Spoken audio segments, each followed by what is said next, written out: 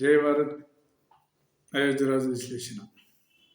ఈనాడు తోటి భారతీయులందరికీ కూడా నమస్కారాలు తెలియజేస్తూ ప్రధానమైనటువంటి అంశం ఏంటంటే సిఏఏ అంటే విదేశాల నుంచి ఈ దేశంలోకి వచ్చి బతుకుతున్నటువంటి వాళ్ళకి ఒక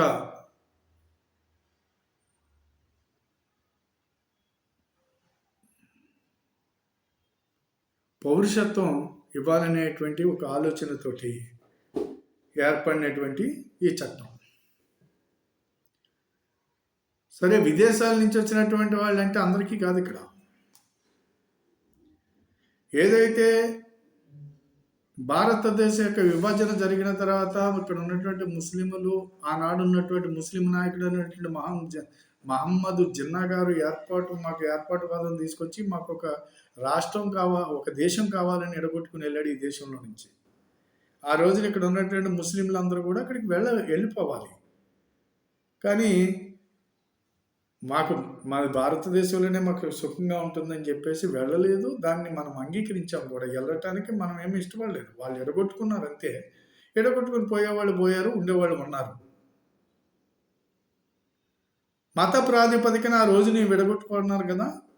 మరి అదొకటి జరిగితే ఆ తరువాత అక్కడ ఉన్నటువంటి ఈస్ట్ పాకిస్తాన్, వెస్ట్ పాకిస్తాన్ అని చెప్పేసి వీళ్ళలో మళ్ళా గొడవలు పెట్టుకున్నారు. గొడవలు పెట్టుకుని మళ్ళా 1971 ఆ టైంలో బంగ్లాదేశ్ ఏర్పడటం జరిగింది. పాకిస్తాన్ నుంచి ఇంకో దేశం విడిపోయింది. సరే, వాళ్ళు కొట్టుకున్నారు, వాళ్ళు ఏదో వాళ్ళ బాధలు పడ్డారు, అయిపోయింది. సరే, విడిపోయినటువంటి తర్వాత చూసుకున్నట్లయితే కనుక అక్కడ మైనారిటీలు, అక్కడ ఉన్నటువంటి హిందువులు కానివ్వండి, అక్కడ ఉన్న జైన్లు కానివ్వండి, అక్కడ ఉన్న బౌద్ధులు కానివ్వండి, అక్కడ ఉన్న క్రిస్టియన్ కానివ్వండి, వీళ్ళందరినీ కూడా సరే దేశం విడిపోయింది. అక్కడ ఎప్పటి నుంచో జీవిస్తున్నటువంటి అనేక మంది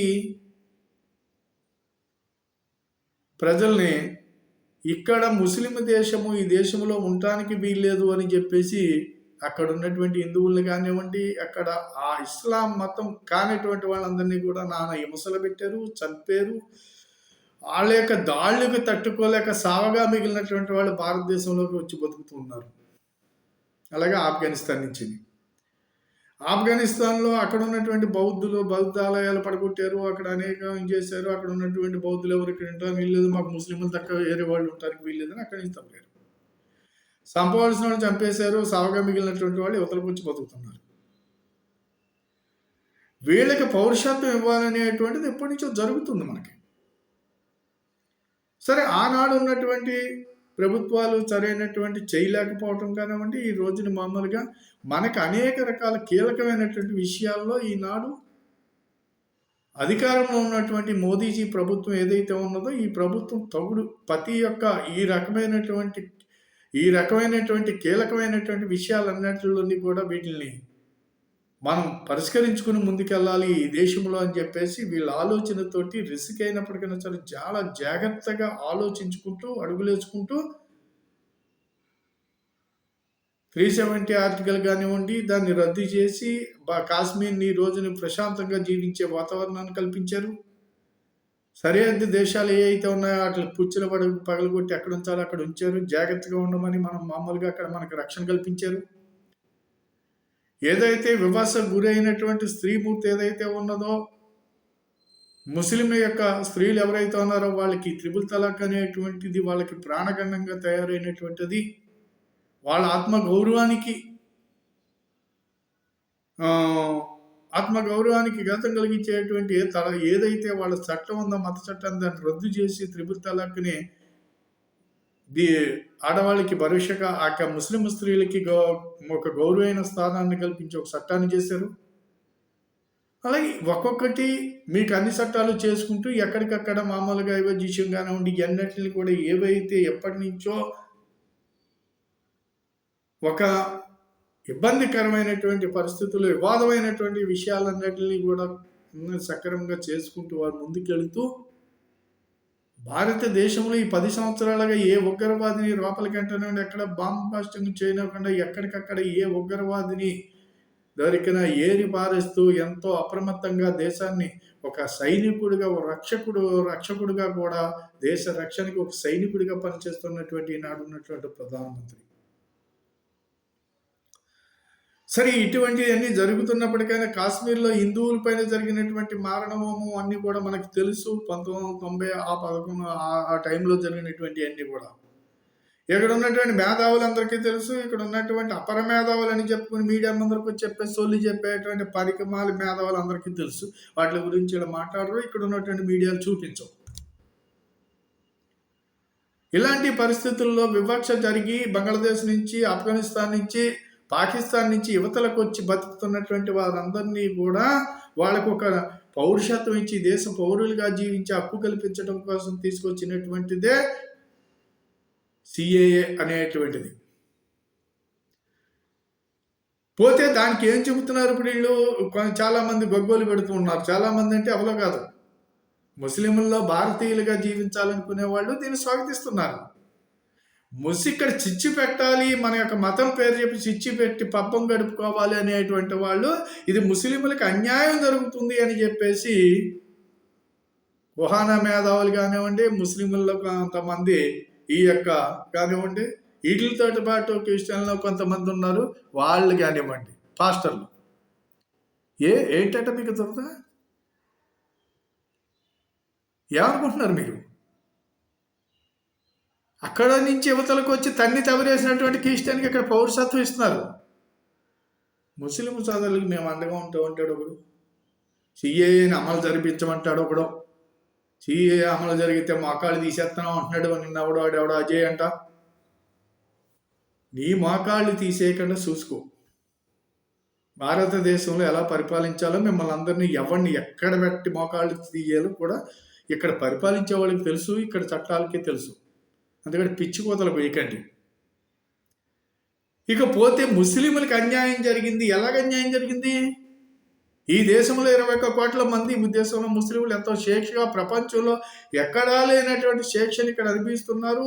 మీకు ఈ యొక్క భారతదేశంలో ఉన్నటువంటి ప్రజల యొక్క ట్యాక్సులు సంపదనంతా కూడా మీకు ఇక్కడ మామూలుగా మీకు మైనారిటీలుగా మీకు అనేక రకాలైనటువంటి వసతులు కల్పిస్తున్నారు.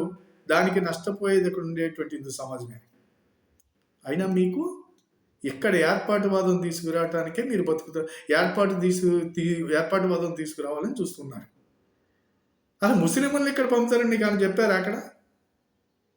అక్కడ క్లియర్గా పార్లమెంట్లో ఓవైసీ అడిగిన దానికి కూడా సమాధానం చెప్పారు. ముస్లింలకు ఎలాంటి ఇబ్బంది లేదు. మరి ఎలాంటి వాళ్ళకి ఇబ్బంది ఉంది? ఇటీవల వచ్చేసి అక్కడికి వచ్చి బంగ్లాదేశ్లో కానివ్వండి, ఆ చుట్టుపక్కల యొక్క రాష్ట్రాలు అస్సాంలో కానివ్వండి, ఇక్కడికి రోహింగ్యా ముస్లింలు అవతల నుంచి దొంగచాటును వచ్చి అటు పశ్చిమ బెంగాల్లో కానివ్వండి నానా గందరగోళాలు సృష్టిస్తూ అక్కడ వాళ్ళు చేసేటువంటి కార్యక్రమాలు, అక్కడ అది ఎవడో తెలియదు, ఎందుకు వచ్చాడో తెలియదు, ఇక్కడ ఎక్కడ ఉంటున్నాడో తెలియదు. అలాగే హైదరాబాద్లో ఉన్నారు. ఈ వేళ చూసుకున్నటువంటి దేశవ్యాప్తంగా ఇలాంటి వాళ్ళు అసలు అడ్రస్ లేనటువంటి వాళ్ళు 3 మంది ఉన్నారు. వీళ్ళనందరినీ వేరి మనం బయటకు పంప 5-6 కోట్ల మంది వాళ్ళు ఉన్నారు ఇక్కడ. వీళ్ళందరి వల్ల ఈ దేశంలో ఎవడు ఎందుకు వచ్చాడు, ఇక్కడ ఏం చేస్తున్నాడు, ఆ పరిస్థితి ఏంటి మనకు తెలియవలసిన అవసరం ఉందా లేదా? వీళ్ళందరూ ఆయా దేశాలకి పంపించవలసినటువంటి అవసరం ఉన్నది. లేకపోతే ఇక్కడ మనం నష్టపోతున్నాం. వాళ్ళ వల్ల ఇక్కడ ఉన్న ముస్లింలు నష్టపోతారు. ఏదైతే పాకిస్తాన్ నుంచి, బంగ్లాదేశ్ నుంచి వగైరా ఆఫ్ఘనిస్తాన్ నుంచి అనేక మంది దళిత సోదరులు యువతలకు వచ్చి ఉన్నారు. వాళ్ళు అనేక రకాల అత్యాచారాలు చేయబడ్డారు. అక్కడ ఎంతో నష్టపోయారు. వాళ్ళ గురించి ఇక్కడ ఈ పాస్టర్లు మాట్లాడితే దళితులు అంటారు, ఓ పక్క నుంచి పాస్టర్లు, ఓ పక్క నుంచి క్రైస్తవులు అంటారు.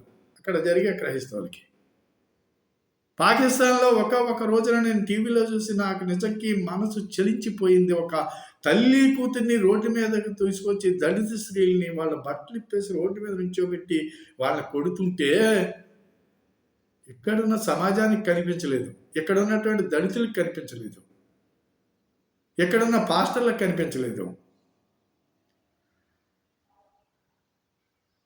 వాళ్ళకి దళితులు కదా. మరి మీరు దేని గురించి దళితులు అని మాట్లాడుతున్నారు? దళితుల రక్షణ గురించి మీరు మాట్లాడేవాళ్ళు దళితుల గురించి ఎక్కడైతే జరిగినా మాట్లాడారు కదా. ఆంధ్ర రాష్ట్రంలో అనేక మంది దళితులకి ఇక్కడ అనేక రకాలైనటువంటి దారుణాలు వాళ్ళ మీద జరిగితే మాట్లాడారా? మీరు ఎప్పుడు మాట్లాడరు. ఈ దేశం కోసం, ఈ దేశ రక్షణ కోసం చేసేటువంటి చట్టాలకు వ్యతిరేకంగా మాట్లాడటానికి మీకు ఎవరిచ్చాడు హక్కు? కాబట్టి ఏదైతే ఈ దేశంలో ఉన్నారో ఇప్పుడు అనేక సార్లు ఇక్కడికి వచ్చేసి వాళ్ళు చేసేది ఏంటి? సంఘ విద్రోహ కార్యక్రమాలని, బాంబులు పెట్టడం కానించి, మనం చంపేయడం కానించి, మానభంగాలు చేయడం కానించి, ఇక్కడ దొంగతనాలు చేయడం కానించి అనేక రకాల విషయాల్లో వీళ్ళు విదేశంలో వాళ్ళకి ఇక్కడి నుంచి సమాచారం కానివ్వండి, వాళ్ళని తీసుకొచ్చి ఇక్కడ పెట్టడం, ఇక్కడ మామూలుగా వాళ్ళు ప్లాన్ చేసుకుంటాం, ఈ దేశంలో బాంబులు పెట్టడం, ఇటువంటివన్నీ జరుగుతున్నాయి వీళ్ళ వల్ల. అంతే కాబట్టి వీళ్ళని మన దేశ రక్షణ కోసం మనం ఆలోచించుకుంటాం. ముస్లిం ఎవడరా? ఉగ్రవాది అయితే, ముస్లిం ఉగ్రవాది అయితే వాడిని చంపకూడదా? వాడిని జైల్లో పెట్టకూడదా? క్రిస్టియన్ ఉగ్రవాది అయితే ఏం చేయకూడదా? వాడు దొంగతనం చేస్తే ఏమి చేయకూడదా? ఏం మాట్లాడుతున్నారు? భారతీయులుగా భారతీయ చట్టానికి, భారతదేశ యొక్క రాజ్యాంగానికి కట్టుబడి జీవించాలని ఆలోచన చేయండి తప్ప ఈ సిఏని అమాయక ప్రజల దగ్గర ఇది ఏదో భూతం కింద చూపించాలని ఆలోచన మాత్రం చేయకండి. మీరు చేసిన వినటానికి ఎవరు సిద్ధంగా లేరు. అందరికీ తెలిసి ఈరోజు ప్రతి ఇంట్లోనే వాస్తవాలు ఏంటో తెలుస్తున్నాయి. ప్రతి చేతిలోని చెల్లుందో వాస్తవాలు ఏంటో తెలుస్తున్నాయి. మీలాంటి పనికిమాలాళ్ళని మిమ్మల్ని తన్నులు తినే రోజు వస్తుంది. సిఏఏ అమలు చేయాలా? ఎన్ఆర్సీ కావాలి కదా. ఎన్ఆర్సీ అమలు చేయడానికి వీల్లేదు. జనాభా లెక్కలు అక్కర్లేదా? ఈ దేశంలో ఎంతమంది ఉన్నారు అక్కర్లేదా? ఈ దేశ పౌరుడు ఎవడు కాదో తెలియక్కర్లేదా? అంతే కాబట్టి ప్రభుత్వం ఒక కీలకమైనటువంటి నిర్ణయాన్ని తీసుకుంటే మీరు జనాభా లెక్కలు వద్దంటానికి నువ్వు దొంగోడు అయితే అంటావు, నువ్వు తేడాగాడు అయితే అంటావు, నీ వెనకాల ఎవరైనా తేడాగాళ్ళు ఉంటే అంటావు. జనాభా లెక్కల్లో నువ్వు ఉండాలని నువ్వు కోరుకోకపోవటంలో నువ్వు ఏదో కుళ్ళిపు తంత్రాలు నీ దగ్గర ఉన్నాయి. నువ్వేదో చేస్తున్నావు, ఈ దేశానికి ద్రోహం చేసే కార్యక్రమం ఏదో నువ్వు తీసుకుంటున్నావు అని చెప్పి భావించవచ్చు. కాబట్టి తోటి భారతదేశంలో ఉన్నటువంటి భారతీయులందరినీ కూడా, భారతదేశంలో ఏర్పాటువాదులందరినీ కూడా ఏరుపారేయటానికి ప్రజలే నడుము కట్టుకోవాల్సిన అవసరం ఉంది. ఆ రకంగా ప్రజలందరూ ఆలోచించాలి. ప్రతి భారతీయుడు ఆలోచించాలి. ఈ మతతత్వవాదులు హిందువుల ఇళ్ల దగ్గరికి వచ్చి హిందువులతోటి గొడవ పెట్టి హిందువుల మీద గొడవ పెట్టుకుని మన గుమ్మంలోకి వచ్చి మన మీద గొడవలు పెట్టుకుని మనల్ని వాళ్ళే కొట్టి వాళ్ళని మనం కొట్టామని వెళ్ళి మన మీద కేసులు పెట్టడం దగ్గర నుంచి, లేకపోతే హిందువులు దాడి చేశారు, హిందూ మూకలు దాడి చేస్తారని మాట్లాడేటువంటి పనికిమాలి ఎదవలు ఎవరైతే ఉన్నారో వీళ్ళందరి పైన అప్రమత్తంగా ఉండే తగిరి కొట్టండి. ఏ గ్రామంలోకి వచ్చినప్పటికైనా, ఎక్కడ కనిపించినప్పటికైనా సరే వీళ్ళు కనీసం రోడ్డు మీద తిరగకుండా చేయవలసినటువంటి అవసరం సమాజానికి ఉంది. ప్రతి దానికి మనకు పోలీసులు వచ్చి దగ్గర కూర్చోరు. సమాజానికి ఉంది, మన బాధ్యత ఉంది.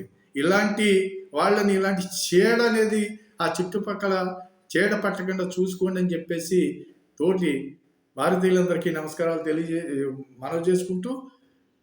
తెలియజేసుకుంటూ సెలవు తీసుకుంటున్నాను. ఈ వీడియోని 10 మందికి షేర్ చేయండి.